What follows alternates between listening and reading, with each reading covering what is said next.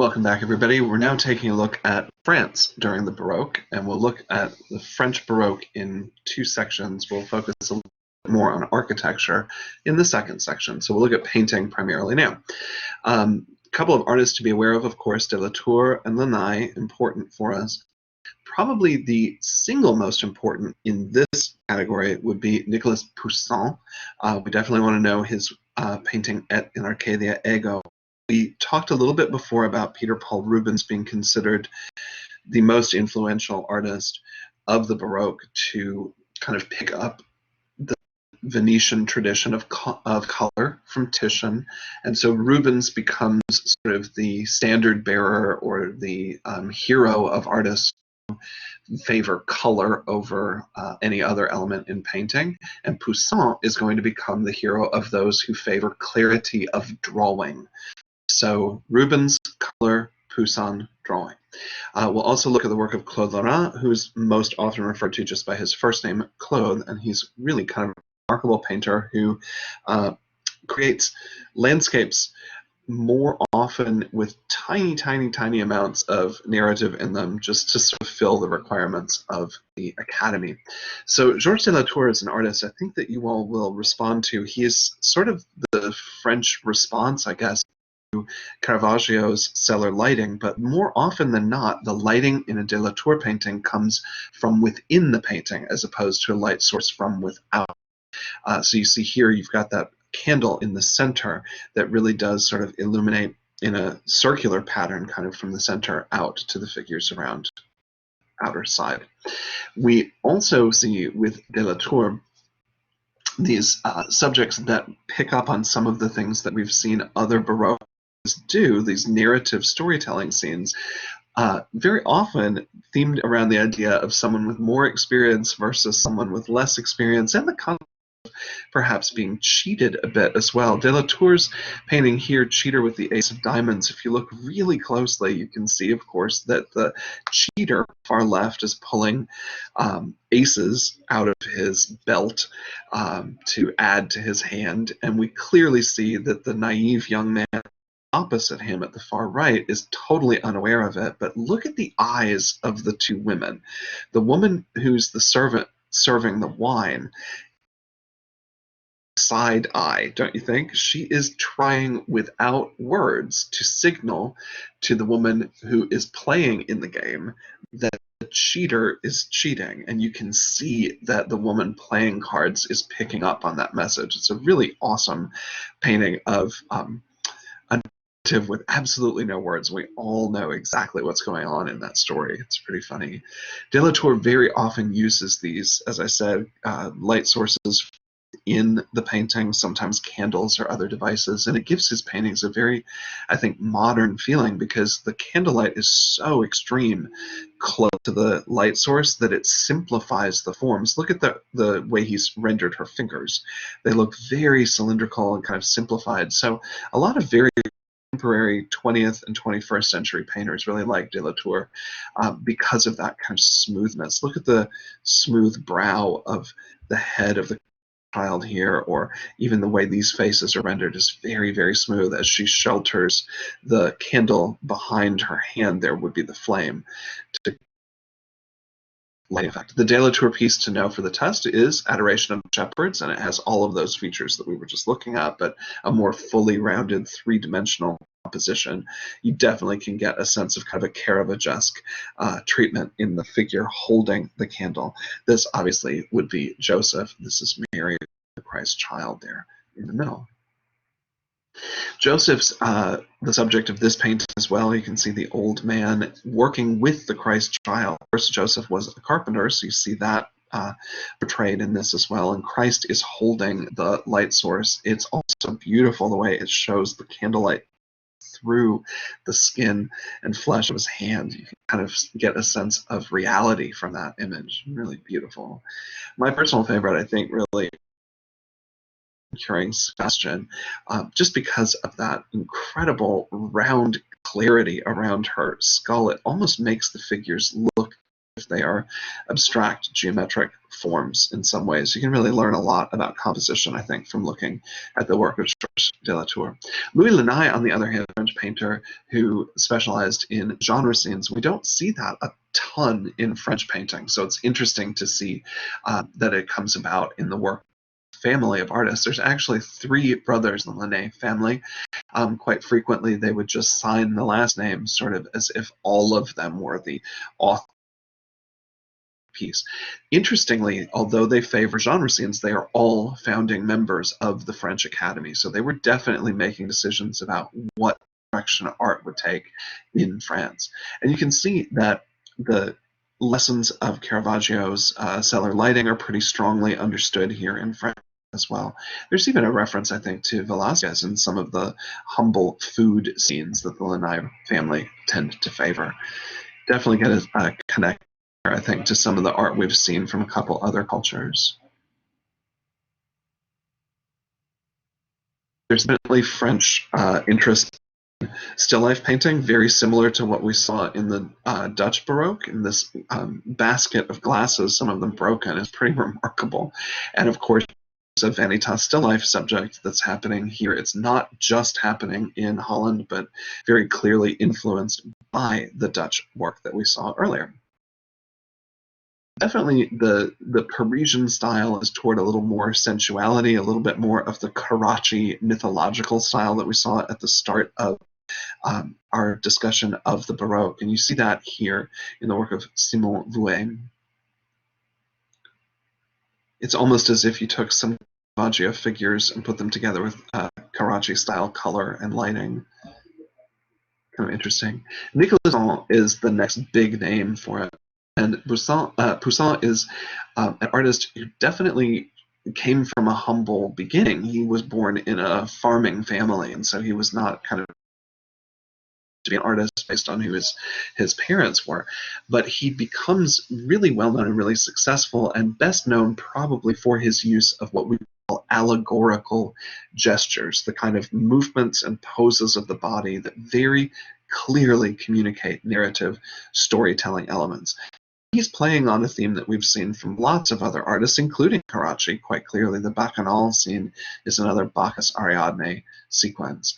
But Poussin quickly moves into storytelling that very much focuses on this incredibly clear, sharp edges. You notice that the figures don't seem to fade into the way that they did in so many other Baroque paintings. Things have a little bit more crisp clarity. You can also see that the colors stay pretty within the objects that they're meant to represent. That red robe is the only place you really see that red color. It doesn't reflect into other surfaces. This is not the reflective color handling that we saw with Rubens, where colors in the skin tone would be affected by the colors of other objects around them. So you can see why Poussin would be considered a master of drawing rather than of color. So you can see these two opposite kind of approaches to art kind of taking shape. That this figure with the upraised hand, this is absolutely the Emperor Tiberius, and he's holding his hand up in this imperious gesture or allegorical kinds of poses. Bacchanal scene, again, very much in the mode of Carracci. But Poussin's these images that feel almost like there's a group of 6 or 10 actors near the front of a stage performing against a painted backdrop with hundreds of extras behind them. This Adoration of the Golden Calf is very much a painting that showcases for us the allegorical gestures of the figures dancing in total abandon of their religious responsibilities. What's happening is Moses has been to the mountain. He's come back with the laws of God, and he finds the people worshiping the golden calf. So he's gesturing again that finger up, that he has the authority toward what is negative that they should be ignoring. And you can sense the figures responding to him, some agreeing and some obviously ignoring those allegorical gestures, that you can read it. You can understand what the people are meant to be expressing. That definitely happens here in this example about the Sabine women. The Sabine women were carried off by their warlike neighbors who were running out of in their society. They were in need of wives to continue their line, and so what better way than to abduct the women of your neighbors? And that's the Sappho women, essentially. What you're seeing, though, it clearly is very hard-edged drawing, color that stays very much within the object. And you can definitely see that the figures have some gestures that feel almost like they are actors in a silent movie. The kind of overacting that you might associate with a silent movie, where someone will make a very extreme expression or pose because there's no track, there's no sound to help communicate to you what's going on. So the elderly woman is grabbing her forehead and gesturing to the abandoned children is an despairing gesture that you see here is a little theatrical. It's a little over the top. But again, do you feel like there's 10 or so figures in the front against kind of a backdrop that's very much in Poussin's kind of compositional design style? Now, he does explore a particularly interesting idea in a couple of paintings before he finally settles on what he wants it to be. And this story has been explored by other painters. At the Squinter Guarcino. This is his version on the left of Et in Arcadia Ego, and Poussin's first version of it on the right.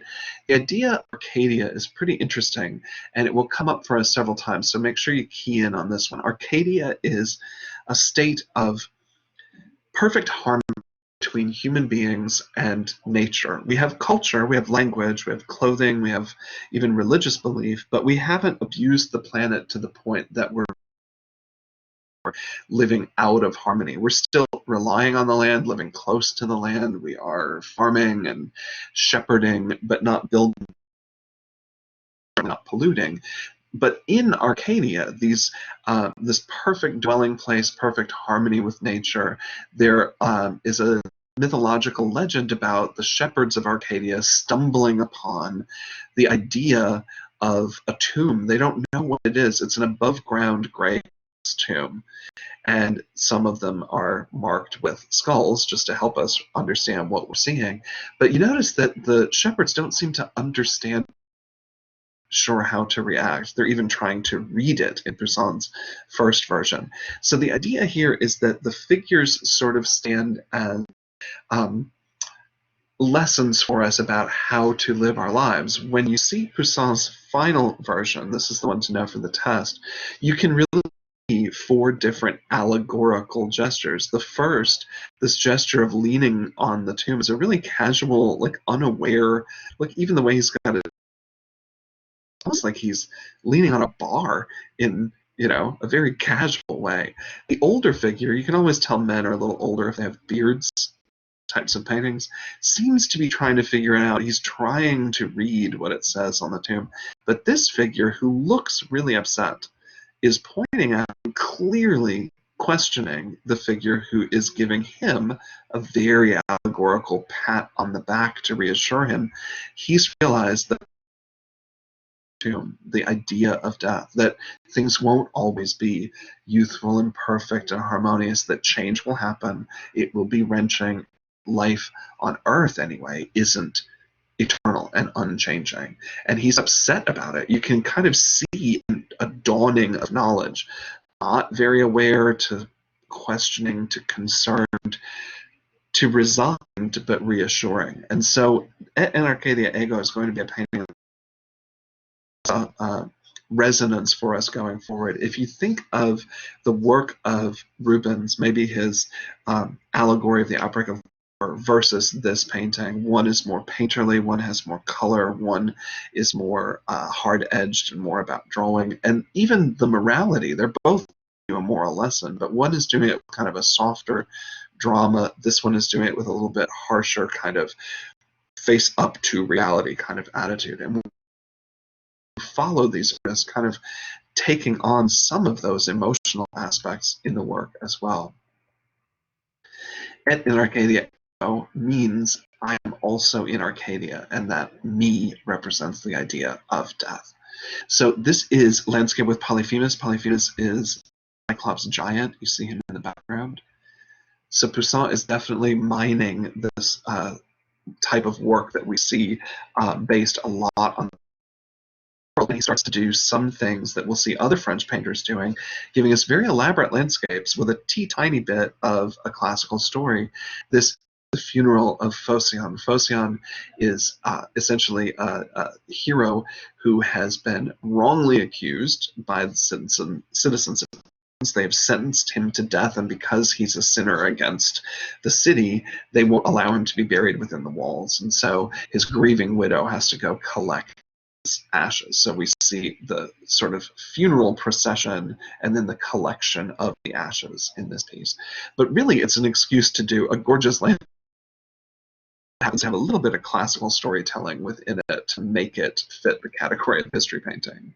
Certainly know the study of the Judgment of Solemn. Solomon is presiding essentially over his court. Two women appear to him, both claiming to be the mother of the same child, and obviously one biological mother. The idea here is that, of course, the woman who has lost a child already, one of her children, beside herself with rage and envy. She wants the child to be hers, and the woman who is willing to give it up obviously is revealed to be the true mother. And the way that's realized is that Solomon says, we'll cut the child, right?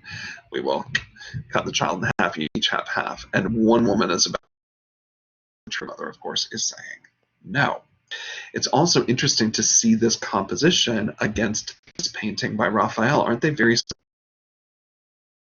So if we back up and then pop that Raphael painting on top of it, you really can see a similar structure and a similar clarity in drawing and in line work and in color. Definitely Poussin has a big impact on the artists of France in particular. One of the most important ones for us to look at is Claude Lorrain. Claude, sometimes known just by his first name, does beautiful landscapes that often even have biblical or mythological stories in them, and he got away with it. It's kind of amazing to think about. He's also one of the inventors, technically, of copyright law. He kept a notebook, very careful record of everything he made, who he sold it to, even. Because his work was being imitated so frequently, there were forgeries that were coming on the art market while he was alive, and he used his records to prevent people from being swindled. So this is one to know. It's in the Philadelphia Museum of Art. It's one we own in America. It is landscape with cattle and peasants. And the reason I wanted to pick it is it doesn't have a mythological story. It has a genre scene, essentially, embedded in this enormously beautiful landscape. These paintings are not necessarily huge. This one is only about a little over 3.5 feet in height and almost 5 feet in length. So relative, they tend to be kind of small. But it's interesting to see how often he's able to return to the subject of peasants in these beautiful landscapes, although more frequently you do see mythological scenes, but they take up a very small portion of the overall painting. I mean, that painting is pretty similar to each other. It's just about, what, maybe 10% of the surface area that's given over to the story.